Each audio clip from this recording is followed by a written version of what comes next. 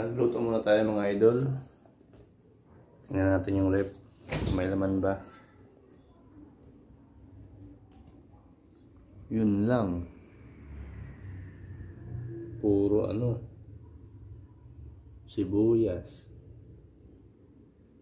Tsaka dilis.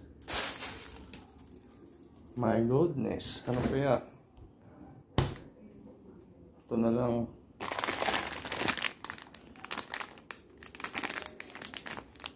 Ayan, may noodles pa naman yata dito.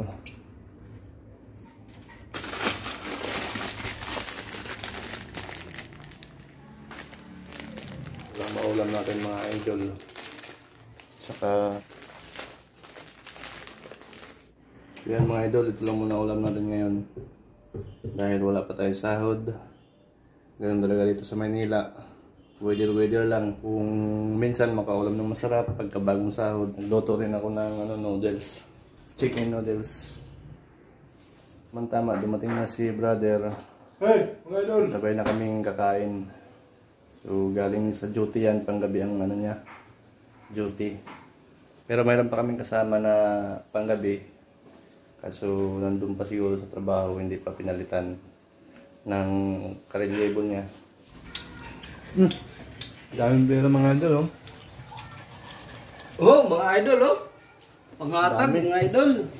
Dami, oh. Anong sabaw, mga idol?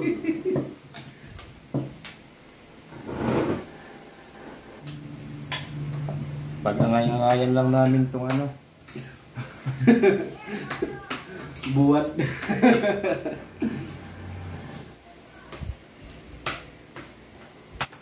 pampahaba ng buhay at pampaiksi ng buhay. Pinagdugtong na para pantay. Bahala na. Ang bigat mga idol? Ayan mga idol, katatapos lang namin kumain. Tapos, dahil kulang yung laman ng tiyan, dagdagan namin ng mangga. Pang pang dagdag busog. Binayabayo ng mga idol. Binikas-mikas na insan.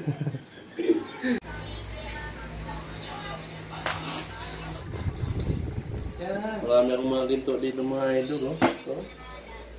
Pagkakagay tayo na po, dito ako sa Ulam namin ngayon ay hati-hati namin yan.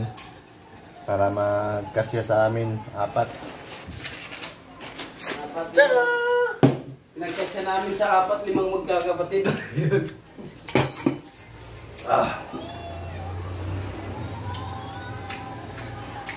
Para madagdagan yung tiyan natin. Ang laman.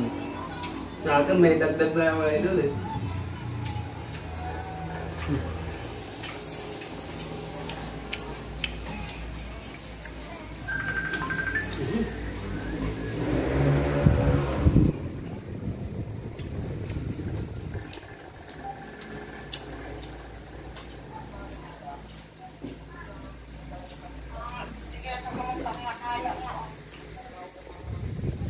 Ano itong tiyan ko? Hindi ko mga siya. Wala kabuwan.